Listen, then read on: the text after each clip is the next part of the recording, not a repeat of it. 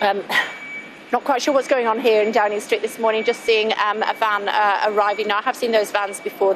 Some of them are removal vans, but this one says furniture and catering equipment hire. So maybe they're planning to have a party. Not sure there's very much to celebrate in number 10 and number 11 now. Of course, Jeremy Hunt hasn't even moved into number 11, having been appointed just on Friday afternoon, and was dragged back from his holiday in Belgium to come and take the job. So whether he's going to be moving his stuff in to number 11, he will have his first big moment there today when he gives his statement in a couple of hours' time, saying how the government is going to now balance the books in the light of what he says were mistakes made in the mini budget, and we expect a lot of the rest of it is going to be thrown out the window.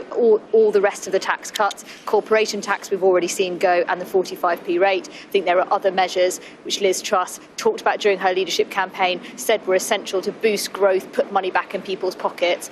Income tax, self-employment rules, tax-free shopping for tourists, all of this may well be up for debate, as he said over the weekend that there is a big hole to fill, essentially, in the public finances. We've seen the camera equipment arriving. We assume it is for the Chancellor's statement. There is a multi-million-pound comms suite here at number 10, but I'm guessing that's kept for the Prime Minister, is it? Yes, hasn't been very much used since they built it, intending to have on-camera briefings. I quite often, on a day like this, think about the prospect of us having an on-camera briefing, but they didn't happen in the end. It was decided that's not an awfully good idea. And so we haven't heard from the Prime Minister since that press conference on Friday.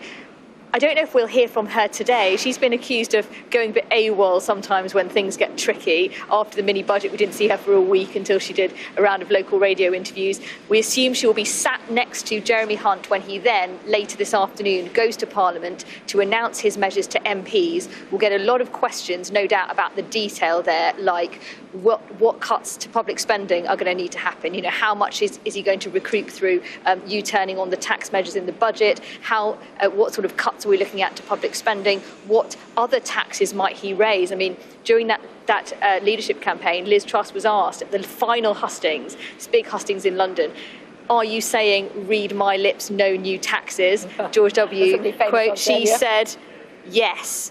If they say, look, we can't find the savings from government departments, maybe we'll have to increase VAT, for example, that would be an even bigger hit to what she's already set out, and you'd wonder what will be left of Liz Truss's agenda. So it would really be in tatters. So all of these things could happen, and I think by the end of today, we'll be in a very, very different position than Liz Truss could possibly have imagined when she walked into Downing Street just 5 weeks ago.